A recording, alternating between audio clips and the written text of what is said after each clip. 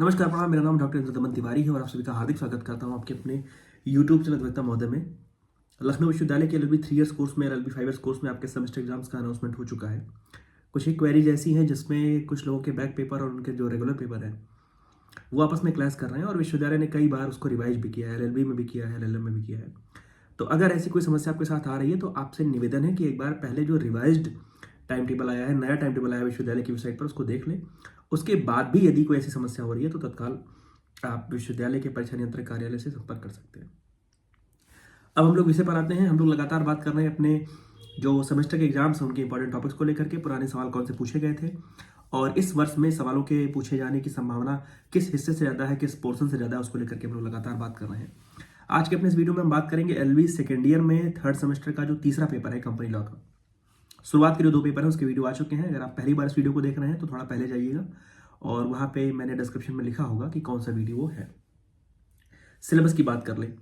जो पूरा का पूरा आपका कंपनी लॉ का सिलेबस है वो एक कंपनी के बनने से लेकर के एक कंपनी के बनने में क्या चीज़ें आवश्यक हैं, कैसे उसका प्रमोशन होता है, कैसे उसकी कैपिटल आती है, शेयर कैपिटल का मतलब क्या होता है, रिडक्शन का मतलब क्या होता है, और कंपनी के प्रमोशन के चरण क्या है, कंपनी के जो आवश्यक दस्तावेज हैं, मेमोरेंडम ऑफ एसोसिएशन है, आर्टिकल्स ऑफ एसोसिएशन है, बहुत सारे आवश्यक जो कंपनी के कहें तो प्रिंसिपल्स हैं।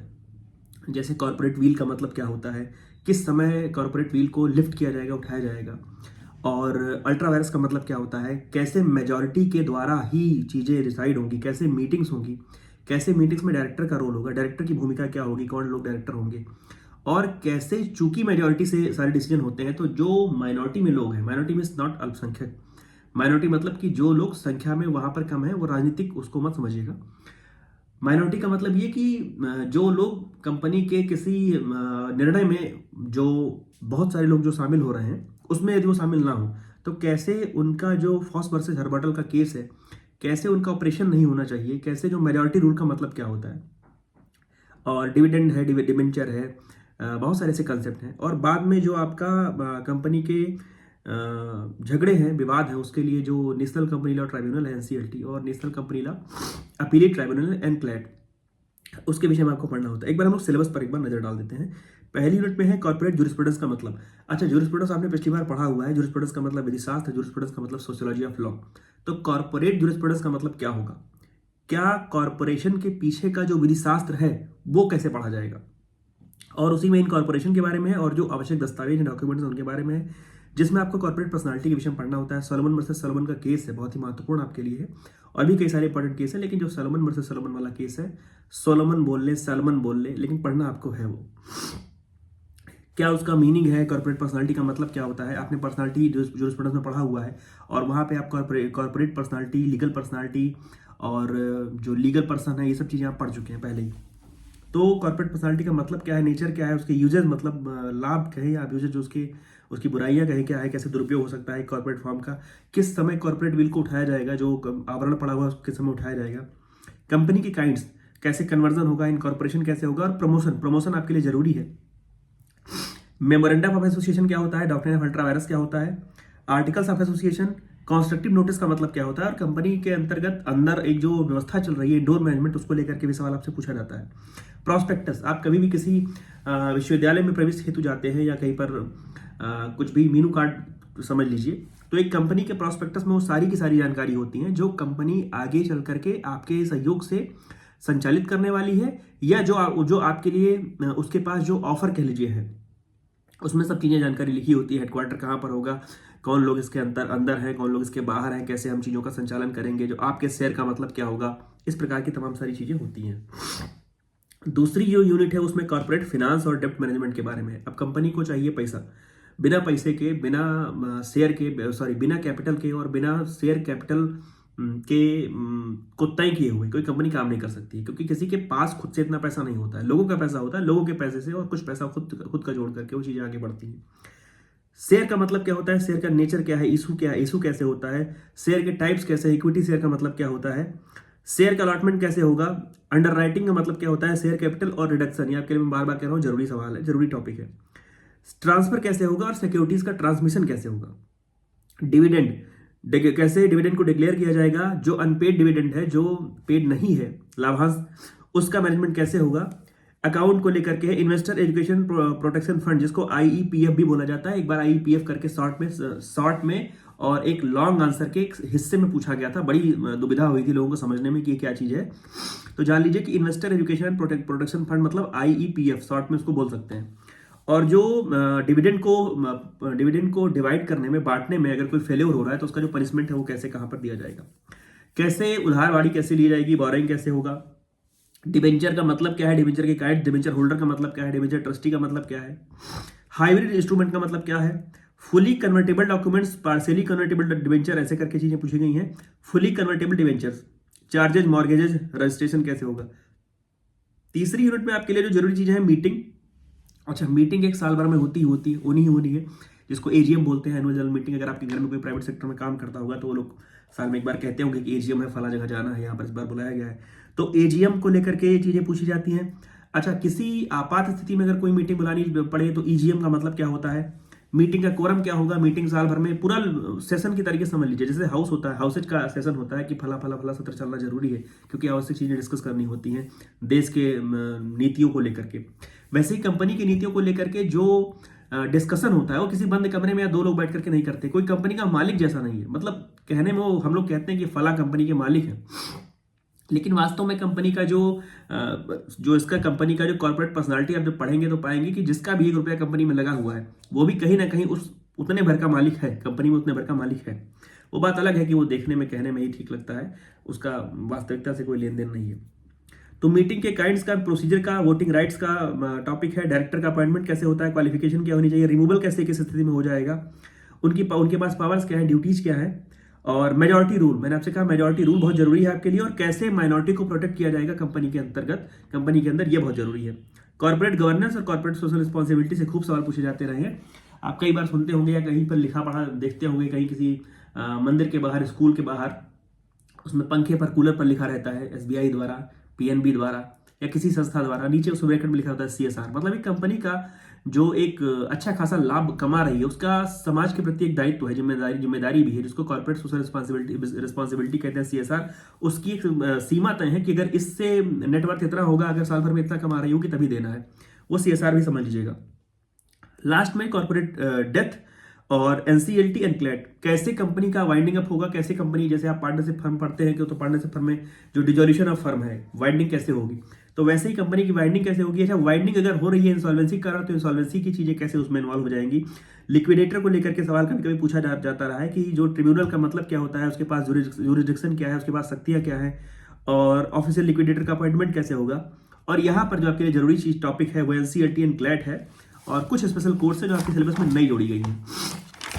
अब हम अगर पिछले बार के सवालों की बात कर लें तो एक सवाल तो आपको इस प्रकार का मिलता है और इस बार भी मिलने की पूरी उम्मीद रहती है कॉर्पोरेट पर्सनालिटी को लेकर के। अब जैसा सवाल आया था कि जो कंपनी लॉ के अंतर्गत जो कॉर्पोरेट पर्सनालिटी है, अच्छा उसमें क्या क्या उसके फीचर है। परपेचुअल सक्सेशन होता है, उसकी एक सील होती है, और कंपनी मरती नहीं है। पार्टनरशिप फर्म में अगर एक पार्टनर मर गया और लिखा नहीं हुआ है कुछ स्पष्ट रूप से, तो एक पार्टनर के मरने से माना जाता है कि फर्म ही मर गई। लेकिन कंपनी में ऐसा नहीं है, कंपनी में लोग मरेंगे, लोग बाहर जाएंगे, आउटगोइंग होंगे, इनकमिंग होंगे, उस पर कंपनी का कोई असर नहीं पड़े, मतलब कंपनी पर उसका कोई असर नहीं पड़ता है। तो एक सवाल इस प्रकार का उसके लिए तैयार रहेगा जिसमें आपको कॉर्पोरेट पर्सनालिटी के विषय में समझाना रहे। और कॉर्पोरेट पर्सनालिटी जब आप पढ़ रहे हो तो कॉर्पोरेट पर्सनालिटी की यूजेज और अब्यूजेज के साथ साथ lifting of the corporate wheel जरूर पढ़िएगा। उसका जो सिद्धांत है lifting of the corporate wheel का, कि किस समय यह माना जाएगा कि अब फला कंपनी, फला संस्थान अपनी कॉर्पोरेट पर्सनालिटी का दुरुपयोग कर रहा है। अगर आप गूगल करें, ढूंढें, तो ऐसे बहुत सारी कंपनी हैं जो आपको पोंजी स्कीम वगैरह जारी करती हैं, या कहें एक छोटे से कमरे में करोड़ों रुपए का पेपर पर लिखा हुआ है कि बड़ा टर्नओवर है, करोड़ों का CSR भी कर रहे हैं, लेकिन जब उनके यहाँ छापा मारा गया तो पाया गया कि छोटे से बंद कमरे में वो फर्जी चल रहा है, व्हाइट को ब्लैक, ब्लैक को व्हाइट ऐसा करने में, ब्लैक को व्हाइट करने में। तो एक तो आपको सवाल इस प्रकार का कॉर्पोरेट पर्सनालिटी का पढ़ना ही पढ़ना है।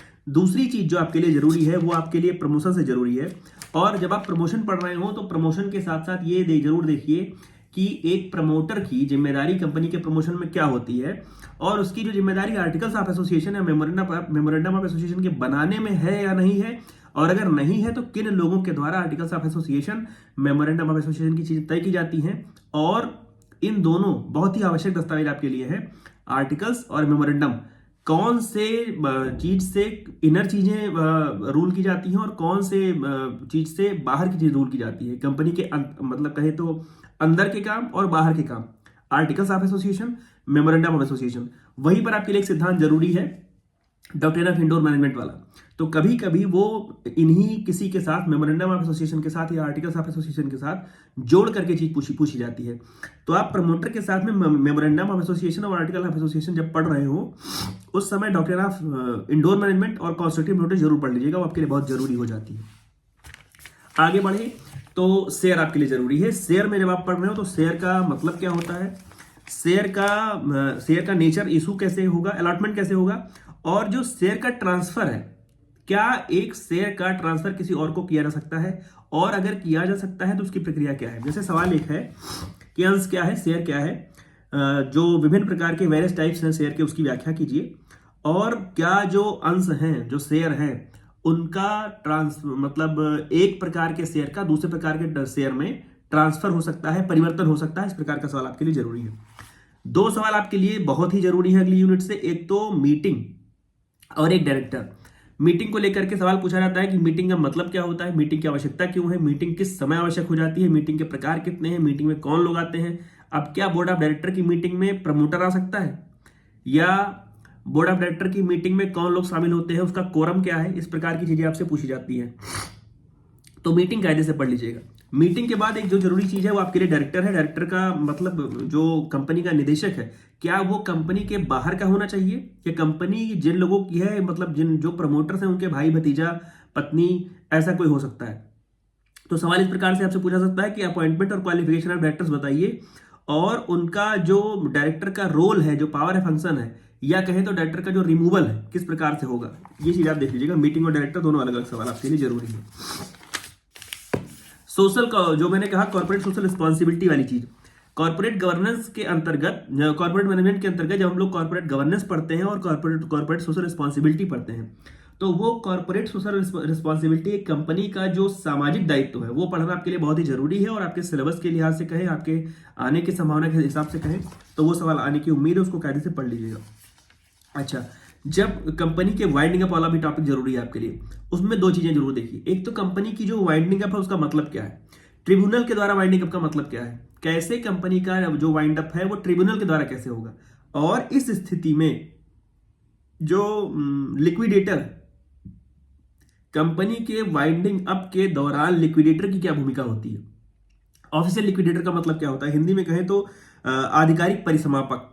तो ऑफिशियल लिक्विडेटर की भूमिका वाइंडिंग अप की स्थिति में क्या होगी, कंपनी के वाइंडिंग अप की आवश्यकता क्यों पड़ती है, क्या वो by the act of parties हो सकती है, क्या वो by the order of court of law हो सकता है, किस स्थिति में by the act of parties होगा, किस स्थिति में by the order of court of law होगा, उसको खूब कायदे से पढ़ लीजिएगा। और उसमें ऑफिशियल लिक्विडेटर की भूमिका क्या है वो जरूर देखिएगा। और इसके बाद जो आपके लिए जरूरी एक बचेगा वो एनसीएलटी एंड एनसीएलएटी। अच्छा, पिछली बार का अगर देखें हम लोग तो एनसीएलएटी के विषय में आ चुका है सवाल, और एनसीएलएटी के विषय में जो पिछली बार सवाल आया वो शॉर्ट में है। शॉर्ट मतलब कि एक सवाल के 3 हिस्से थे, जिसमें आपको मेमोरेंडम ऑफ एसोसिएशन पूछा गया हुआ है, एनसीएलएटी पूछा गया है, और इंडोर मैनेजमेंट पूछा गया हुआ है। तो एनसीएलएटी चूंकि पिछली बार पूछा गया है, इसलिए काफी उम्मीद है कि आपसे एनसीएलटी पूछा जाए। तो एनसीएलटी को नेशनल कंपनी लॉ ट्राइब्यूनल का जो गठन है, कॉन्स्टिट्यूशन है, उसका जो पावर है, उसके जो फंक्शंस हैं, और उसका जो कंपनी के वाइंडिंग अप के दौरान उसका जो रोल हो जाता है, विशेष रोल हो जाता है। जैसे हम लोग प्रेसिडेंट की पावर्स पढ़ते हैं, तो प्रेसिडेंट की एक तो सामान्य पावर है, सामान्य स्थितियों की शक्ति है, एग्जीक्यूटिव पावर है, लेजिस्लेटिव पावर है, पार्डनिंग पावर है, एक उसकी इमरजेंसी के दौरान पावर है, जो बड़ी ही मतलब कहें तो बड़ी दुरूह परिस्थितियों में ही वो एक्सरसाइज करता है। तो एनसीएलटी जो कंपनी के वाइंडिंग अप के दौरान उसकी भूमिका क्या हो जाती है, क्या वो किसी के डिविडेंड के झगड़े को, क्या वो किसी के डिबेंचर के झगड़े को, क्या वो किसी के बोनस के झगड़े को, क्या वो किसी के शेयर के झगड़े को भी सुन सकता है, और क्या वो सीधे सुन सकता है या बीच में कोई और फोरम है। इस प्रकार की चीजों को देख लीजिएगा। तो यहां से आपको सवाल मिलने के काफी अधिक संभावना है। मैं फिर से कह रहा हूं, जो शुरुआत में जो आप जब कॉर्पोरेट पर्सनालिटी पढ़ते हैं तो उस वाले सवाल पर, मतलब वो सवाल कभी सीधा पूछा ही नहीं गया है, मतलब सीधे आपसे पूछ लिया जाए कि डिस्कस कॉर्पोरेट पर्सनालिटी, नहीं छुट्टी, ऐसा नहीं। उसमें अच्छा खासा आपको एक सेंटेंस मिलेगा, अच्छा खासा आपको एक कोट मिलेगा, अच्छा खासा कोई जजमेंट मिल सकता है जो किसी बहुत लीडिंग केस लॉ का निर्णय हो सकता है। कई बार सलमान वर्सेस सलमान का जो डिसीजन है वो ऊपर लिखा हुआ है और उसके बाद नीचे आपसे कॉर्पोरेट पर्सनालिटी उसने पूछा है।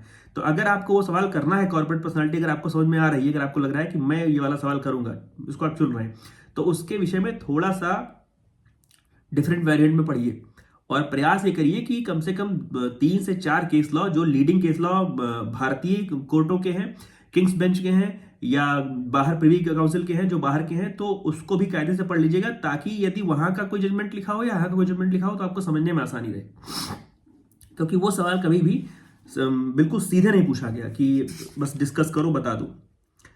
तो जैसे सवाल आया है कि अच्छा कॉर्पोरेट व्हील वाली हम लोग बात कर रहे हैं, तो कॉर्पोरेट व्हील वाला सवाल 2-3 बार लॉन्ग में सीधे पूछा गया है कि सीधे डिस्कस करो उन सारे केस लॉज को जिसके माध्यम से कॉर्पोरेट व्हील को हटाया गया और कि कंपनी के जो कहे तो मिसयूज हो रहा था, उसका जो अब्यूज हो रहा था कॉर्पोरेट पर्सनालिटी का, उसको उस चीज को देखा गया। और मीटिंग हो गया, डायरेक्टर हो गया, डायरेक्टर के विषय में हो गया, पर्सनालिटी के विषय हम लोगों ने बात कर ली। और जब कॉर्पोरेट पर्सनालिटी की बात कर रहे हैं तो वहां पर कंपनी के जो एसेंशियल एलिमेंट कह लें या कहें तो मतलब बड़ा ही हल्का सवाल हो जाएगा वो, अगर इस प्रकार से आए तो, कि कंपनी का जो एसेंशियल कहें तो एसेंशियल सैलिएंट फीचर बोल लें कंपनी के क्या है, उसमें आप लिखते हो कि उसका एक कैपिटल होती है, एक उसका परपेचुअल सक्सेशन होता है, उसमें एक कॉर्पोरेट सील होती है, इस प्रकार की चीजें आपसे पूछी जाती हैं। तो ढेर सारी शुभकामनाएं आपको आपके कंपनी लॉ के पेपर के लिए। प्रयास करिए कि कंपनी लॉ 2013 की जो मुख्य धाराएं हैं इन सवालों पर आधारित, उसको कंठस्थ कीजिए और लिखने का प्रयास कीजिए। ढेर सारे इलस्ट्रेशन लिखिएगा, ढेर सारे केस लॉ, इलस्ट्रेशन तो थोड़े कम ही चलेंगे, लेकिन ढेर सारे केस लॉ लिखने से आपकी जो मुश्किल है वो थोड़ी हल हो जाएगी। तो इतनी चीजें हैं। अच्छा एक आध बार जैसे छोटी छोटी जो चीजों में कहें तो बोनस शेयर को लेकर के चीजों को पूछ लें, या टर्कवांड रूल है वो देख लीजिएगा, टर्कवांड रूल कहां पर दिया हुआ है। अच्छा हाँ, जैसे एक केस है Ashbury railway carriage and iron company LRHL 7653, ये वाला सवाल भी ये वाला केस भी पढ़ लीजिएगा। सलमान वर्सेस सलमान बार बार कह रहा था, ये वाला जवाब ये मैं भूल रहा था।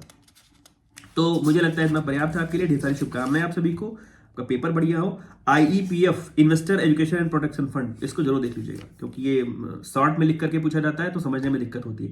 ये सारी शुभकामनाएं। आपके नए अगले पेपर को लेकर के मैं जल्दी उपस्थित हो जाऊंगा, तब तक जुड़े रहिए मेरे साथ। आपका जो सुझाव है, समीक्षा है, वो लगातार कमेंट में आकर के लिखते रहिए ताकि मैं उसमें अपने वीडियोज में कुछ सुधार करने का प्रयास करूँ। धन्यवाद, प्रणाम।